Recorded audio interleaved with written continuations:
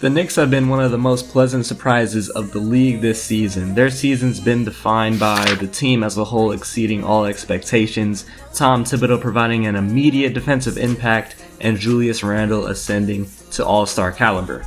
Let's talk about their players in particular, starting off with their best player on the team, their all-star Julius Randle. He's got career highs all across the board in most stats per game. He was definitely deserving of his all-star appearance. His offense has reached another level. It's expanded so much since his days coming out of Kentucky, drafted by the Lakers.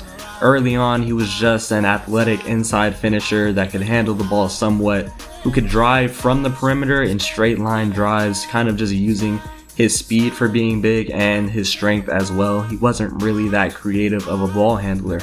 But now, this season, he's turned into a certified 3-level threat. You can see that he's been making an effort to expand his game throughout his career, just looking at the percentage of field goal attempts coming from 0 to 3 feet over the past 3 or 4 years. He's creating a lot of his looks from mid-range and in. He's got a high amount of unassisted 2-point field goals for being a big man. A lot of his shot creation comes from high post-ups, elbow face-ups, and low post-ups. He's also able to have some dribble pull-ups from the perimeter and from the elbow due to his vastly improved handle.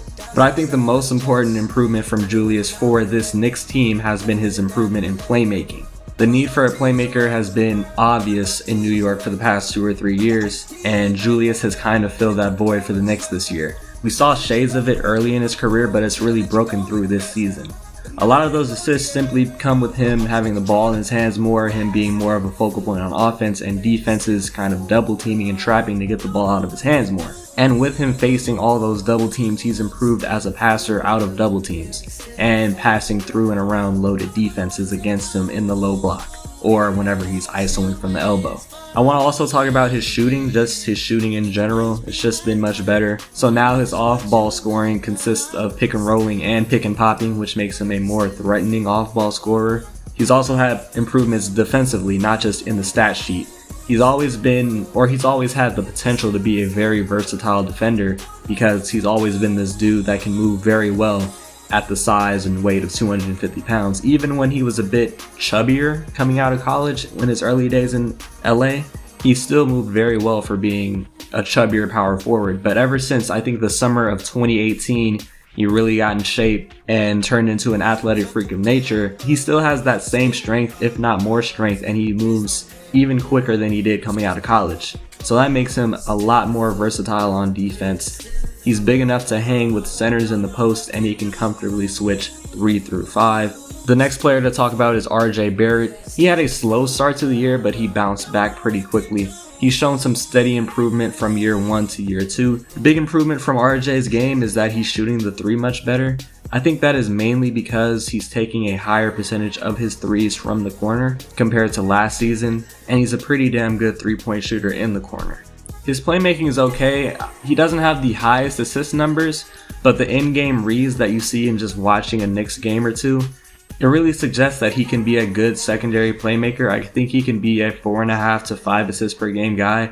He's also apparently Steve Nash's godson, so I mean, the playmaking should flow there somehow.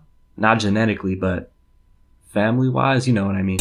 In terms of his scoring, the majority of his offense comes from slashing. He has a good handle and an improved 3-point shot this year, which is allowing him to get to the paint in the half court. Defenses can't just entirely sag off him as much as they were last season because he couldn't hit a 3-point shot. A lot of his slashing also comes at the fast break because when it's not Julius Randle, RJ is the main fast break ball handler. And with that slashing comes a lot of free throw attempts. He gets to the free throw line quite a bit, and he's also shooting from the free throw line a lot better this year than last. He was getting to the line still quite a bit last year, but he just wasn't able to hit his free throws. This year he is. For his mid-range game, that's kind of non-existent, to be honest. He doesn't have good percentages from there.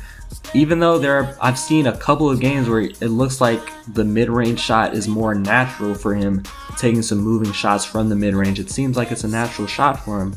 but then throughout the season it's just not consistent. He goes to a floater quite a bit from 3 to 10 feet, but he's a bit inconsistent from there as well, so that is also a shot that's hurting his efficiency. RJ is another guy that's improved on defense. His one-on-one defense has vastly improved. In his rookie year, he always got broken down by solid ball handlers. This season, he's very capable at staying in front and anticipating moves. He's got good size and wingspan to use against smaller 2 guards, and I think this season he's actually been able to use those gifts to his advantage. Now I want to talk about some of the notable others. Number 1 being IQ Immanuel Quickley. Quickley is someone who isn't afraid of putting up a shot. He's also a floater specialist. I think he's the dude that takes the most floaters in the entire league. I think he has the highest percentage of his shots coming from floater range. He's very confident in that shot. While his field goal percentage isn't the highest, like, it's solid, but for somebody that takes as many floaters as Immanuel does, you would want it to be a bit of a higher percentage. But I think with time, he'll gain more consistency from there and his efficiency will rise from that range. But that threat of a floater and his confidence in that floater shot, it makes him very deadly in the pick and roll, so it bodes well for his half-court offense going forward in his career. I think sometimes he settles a bit too much for that shot instead of just attacking the rim and getting all the way to the rim. Such a small percentage of his shots come from 0 to 3 feet. Maybe it's due to his slight frame and his overconfidence in the floater, but still, ideally we would like to see him get all the way to the rim a bit more so that he can either get to the line or just get a higher or more efficient shot. I also want to talk about Derrick Rose. This is just D Rose being D Rose. He's operating exclusively in pick and rolls and handoffs, a lot of them coming with Julius Randle. He's scoring with floaters, getting to the rim, getting to the line, and playmaking very well. On the defensive end, he's never been a great one-on-one defender, but he's playing great as an opportunistic team defender, getting a lot of off-ball steals, then sparking a fast break. All in all, it was a pretty great pickup for the Knicks. And then finally, I want to talk about Mitch Robb. He's still the freakish athletic pick and roll threat, an elite rebounder, great rim protector. While his block numbers are a bit down, I only think that's because the Knicks aren't giving up as much paint penetration as years past. I still don't really know what Mitch Robb's ceiling is, and this is year 3. This is around the time that we start to figure it out, but I still don't really have an idea.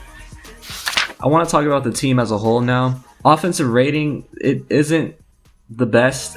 Their offense just isn't good. Even though Randle's carrying them, it's still hard for him to get consistent open looks for himself. Defenses key in on him, and so it kind of makes offense a bit harder to come by. But we know that's not their forte. The team is built on defense, and that is shown in their high defensive rating. Their defensive personnel is pretty underrated. I never really kept up with Reggie Bullock. I never really kept up with his defensive reputation around the league, but he's a pretty solid defender. He's big, moves his feet well, and is pretty smart on the defensive end off ball. I knew Elfrid Payton was a big defending point guard, but he never really was heralded throughout the league, playing in Orlando and then Phoenix in their dreary years. And then they have some improved young defenders, like I talked about Julius Randle playing the best defense of his career, and RJ being better this season than last. Coupled with that, we have some actual noteworthy defenders in Mitchell Robinson and Nerlens Noel running the 5 position for 48 minutes, providing great athletic rim protection.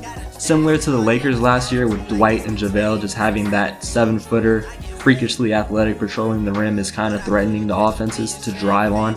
They're extremely disruptive with blocked shots and disrupted lobs. And then the vets, D Rose, like I said, he's not a great one-on-one defender but can do well in a team defense. And Taj Gibson, though he isn't getting the most minutes in his career, he's still a great team defender and also a good mentor for a young team. Both these players are ex-Bulls that served in the Tom Thibodeau days.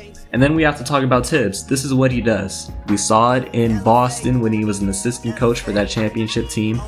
We saw it when he took a head coaching job in Chicago. That defense was suffocating. Whenever he's only had to focus on the team and only on defense, his defenses have been elite. But when he was involved in upper management decisions, like he was in Minnesota, his teams weren't that great on the defensive end. Now all of his attention can go to the guys he has in the locker room, and we're seeing that pay dividends.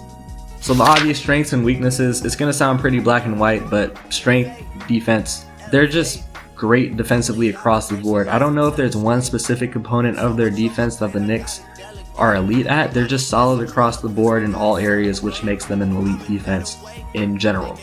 And then weaknesses, offense. Outside of Julius, and to some extent RJ, it's pretty meh. Efficiency is the real problem. They're not a great shooting team. They have an alright percentage on a very low clip. IQ and Alec Burks are talented bench scorers, but not the most efficient from the field. Elfrid Payton, he's a below average shooter. Derrick Rose could stand to be a bit more efficient, so offense is kind of the weakness in general. But like I said, this team is built on defense, so defense kind of is their offense. That's the philosophy they're employing. Projecting forward, I think the Knicks will finish with the 8th seed. I think it was a matter of time before Miami and Boston moved ahead of them in the standings, and they're really starting to hit their groove.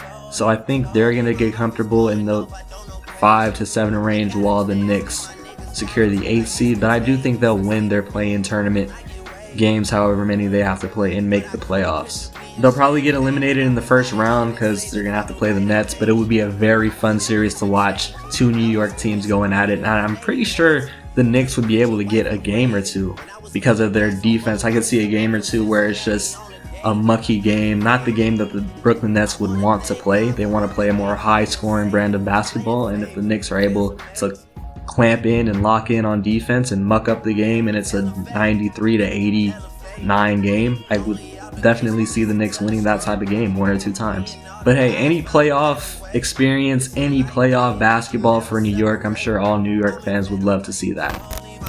The Knicks have shattered all expectations this season. I view them as being one of the worst teams in the league coming into the season, yet they have a great chance to make the playoffs this year. Credit goes to Leon Rose for the hire of Tom Thibodeau, Tibbs himself for the defensive improvements of the team, and the players as a whole executing Tibbs' game plan and bringing energy on the defensive end, night in and night out. RJ Barrett has improved in his second season and has been a good second option on offense, and Julius Randle has carried the load offensively, scoring the ball inside and out and serving as the team's lead playmaker. His improvement rewarded him with a much-deserved All-Star selection. With that being said, there may very well be playoff basketball returning to the Garden if the Knicks can keep up their play for the remainder of the season. And I hope this is the case because Stephen A., Spike Lee, and the rest of the Knicks fandom deserve to see some playoff basketball after a 7-year drought.